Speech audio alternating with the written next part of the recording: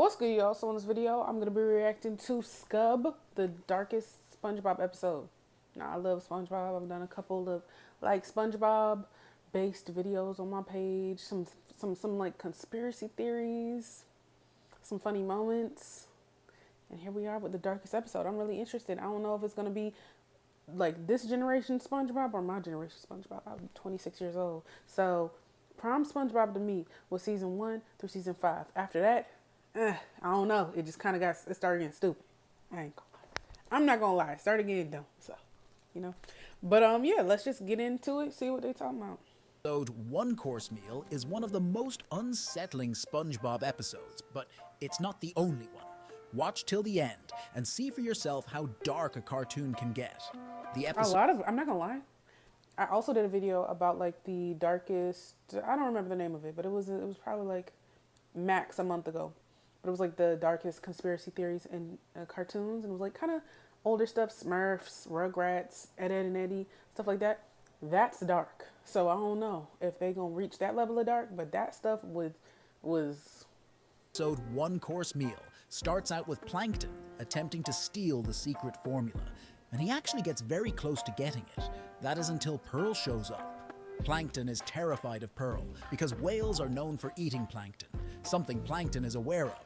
So he runs back to the chum bucket terrified, which gives Mr. Krabs an idea. Later on, Plankton is taking out the trash, but Pearl was in the dumpster, waiting. With no hesitation, he runs back inside the chum bucket, even more scared than he was before. He even nails the doors shut.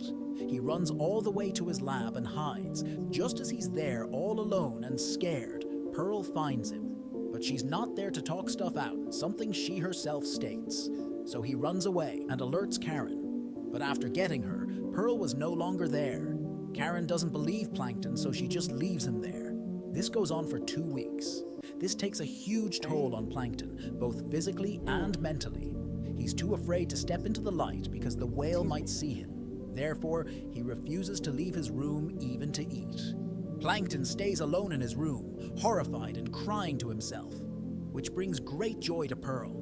This constant fear of death has even reached Plankton's dreams, which shows us how much he's thinking about all this. Well, maybe she's like, okay, you keep messing with my dad, I'm gonna scare you. Maybe it's a get back. Speaking of get backs, I reacted to Degenerosity's Your Revenge Confessions. If you're interested in some really dark, messed up people saying what they do is get backs, go ahead and watch it. It's like a couple videos under this. So, but yeah, maybe she's just like, I gotta get back from my dad. You terrorized him. It's up. Mentioned this, but earlier on in the episode, Plankton mentions how his ancestors were eaten by a whale, which I believe sparked Plankton's fear for them. Anyways, in his dream, Plankton is running through a corridor whilst being chased by a bloodthirsty whale with no way out. In his dream, Plankton gets eaten by Pearl, and as he's digested, he meets his ancestors in Pearl's stomach. It's kind of nice. Plankton's lower half then dissolves in the whale's stomach acid. After this, he wakes back up. You might expect him to act relieved that his dream wasn't real, but he's not. He has finally had enough and breaks into tears once more. It's clear he can't live like this anymore. Are we inching into like getting up out of here type territory, or what? This might be dark. We might be getting into that. We then see Pearl laughing at Plankton, but it's not Pearl that's doing this. We find out that for the past 16 days, Mr. Krabs was dressed as Pearl and was the one torturing Plankton. As I said, the constant encounters with Pearl have taken a toll on Plankton. He knows this is no way to live, so he tries to get rid of his situation. He leaves the chum bucket and goes to the middle of the road. If you haven't guessed yet, Plankton is attempting to kill himself. SpongeBob sees Plankton and tries to encourage him not to kill himself. He says that everyone is afraid of something, even Mr. Krabs. SpongeBob then reveals Mr. Krabs' fear and proceeds to tell Plankton that it was Mr. Krabs dressed as Pearl this entire time, which gives Plankton an idea. Plankton confidently walks in the Krusty Krab and traps Mr. Krabs with his biggest fear, which are mimes. But just as Plankton is having his fun, a group of whales show up, which once again scares Plankton into hiding. This episode highlights the relationship between Mr. Krabs and Plankton. In this episode, Mr. Krabs has no heart. Although Plankton is usually the evil one, what Mr. Krabs didn't provide him with anything he can gain. He did it only 'cause he could. He basically tortured Plankton for 2 straight weeks and not only left him to die, but he laughed about it too. This was possibly the most evil thing Mr. Krabs has ever done. This episode touches on various mature subjects, but the next episode dives even deeper there's into multiple. them. The next episode on the list is SpongeBob reading a book and laughing to himself. This irritated Squidward, so he takes the book away from SpongeBob to see what he's laughing at. The book was the Krusty Krab work schedule, which didn't make much sense to Squidward. So he asks SpongeBob what's so special about it. He explains that it's his happy book because all his happiest memories happened in the Krusty Krab. He then asks Squidward what his happiest memory was like. After thinking about it for a while, Squidward realizes that he doesn't have a happy memory.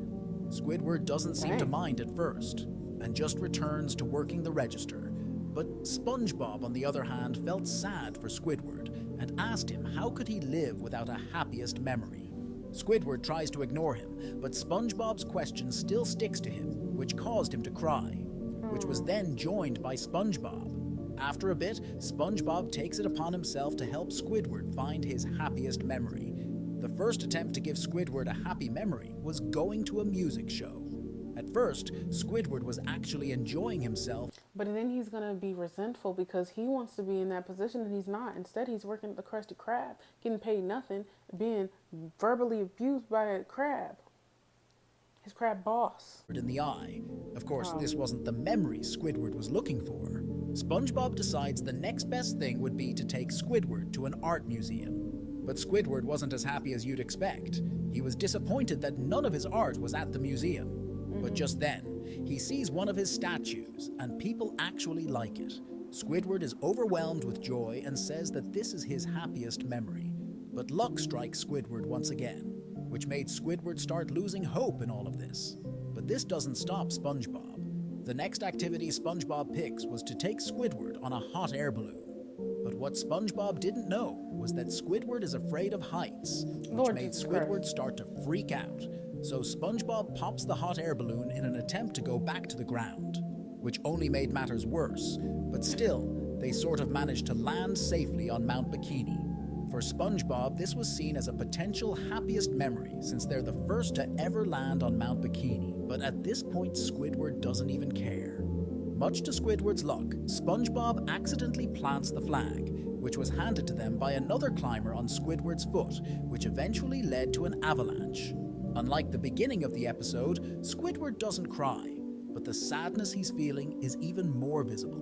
Squidward has finally come to terms that there's no escaping his miserable and sad life. Dang. This is where the episode takes a turn. We start to see a more depressed Squidward in the following scenes. Are we going the same route as Plankton was? If he roll out in that street trying to get run over, I'm not gonna lie. Tries to get in touch with Squidward in many different ways. While SpongeBob is attempting to get a hold of Squidward, we see the conditions Squidward is enduring, showing us the state of both his environment and his mental health.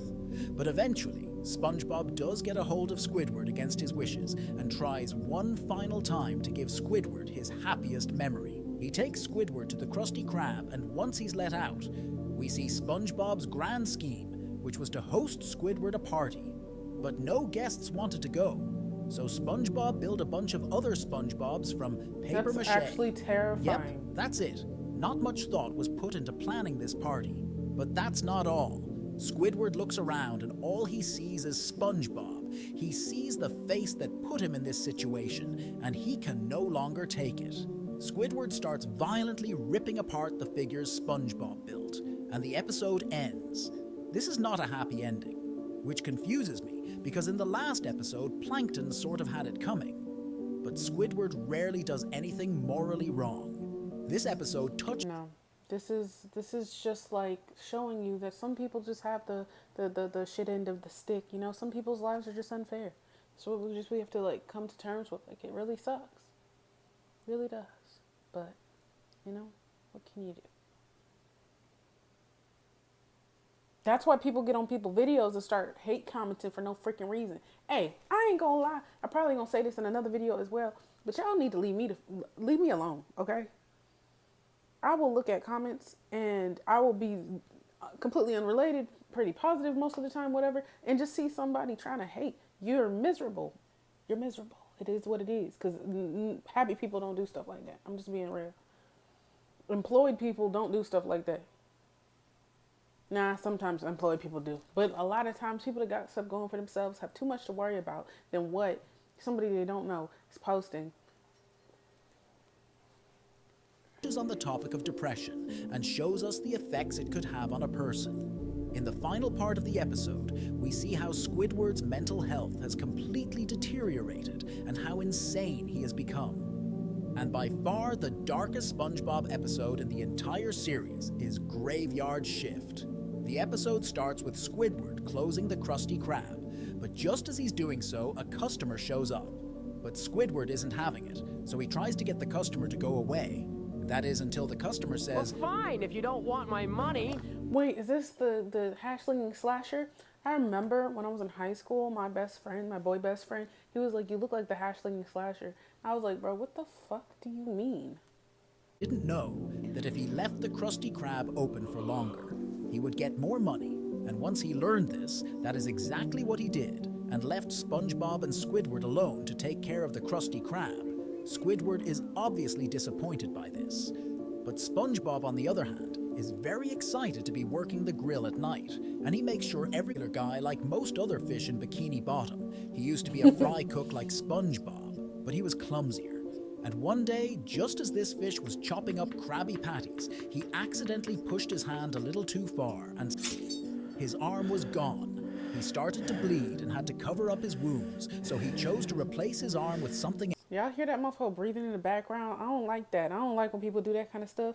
I don't like when people start talking in songs, like singing songs and like, "Hey baby, it's been a while." Like, don't do that. Stop whispering to me in my ear, and you breathing in my ear, I don't know, it's making me feel a little bit violent. So you gonna have to get that together. Not gonna Something lie. else. He quickly picked up the closest thing to him, which was his rusty spatula, and stuck it up.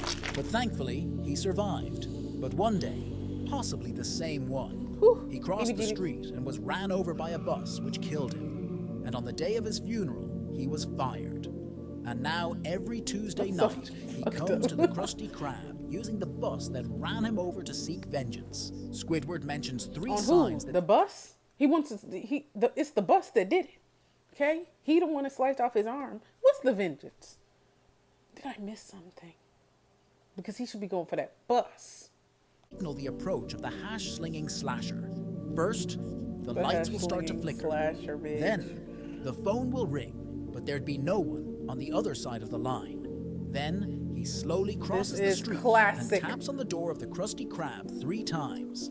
Then, he slowly opens the door and creeps inside, step by step. And then, something he himself admits. After Squidward has his fun, things go back to normal. But now, Squidward is starting to get scared, and the environment around him is not helping. To try and remain calm, he starts complaining, and says that it's stupid that he's working here, and no one would want to eat a Krabby Patty this late at night. But just as he finishes, the lights start to flicker. He thinks that SpongeBob is doing this to mess with him. But we come to find out that neither of them were touching the light switch. Squidward then blames the poor circuitry of the place, but just as he's complaining, he receives a call on the phone. But once he picked up, there was no answer. Squidward has no doubt left in his mind. This is the slasher. He tried to tell SpongeBob, but SpongeBob thinks that Squidward is doing this to keep him entertained. But then, a bus arrives just across the street of the Krusty Krab. SpongeBob didn't know the bus ran this late. Turns out, it doesn't. The fish that stepped out was a dark figure, and instead of his... Trying to, like, stay patient, but, like, how is this dark, though? Like, it was kind of scary as a kid to watch, but, like, it's just some dude with a big nose. Word gave on the killer. Squidward screams in terror upon seeing this fish, which is then followed by SpongeBob, after he realized that that fish was the slasher. The slasher walks up to the door and, using his metal hand, knocks 3 times. And without hesitation, he steps inside and slowly walks to the counter. Squidward and SpongeBob have accepted their fate, and they lie in Squidward. That's what I do. I always feel like in situations like these, it's best to accept what's going to happen to you. I mean, I guess you could fight it. You could fight. That's fine. But when it's something as like depressing as like, I don't know, like an apocalypse or something, like, I'm not going to fight it. I accept what's going to happen. And in fact, let me just speed it up a little bit. You know, I don't have that in me. I'm not going to lie. I don't got it. But it turns out that he wasn't the slasher. He was just a kid.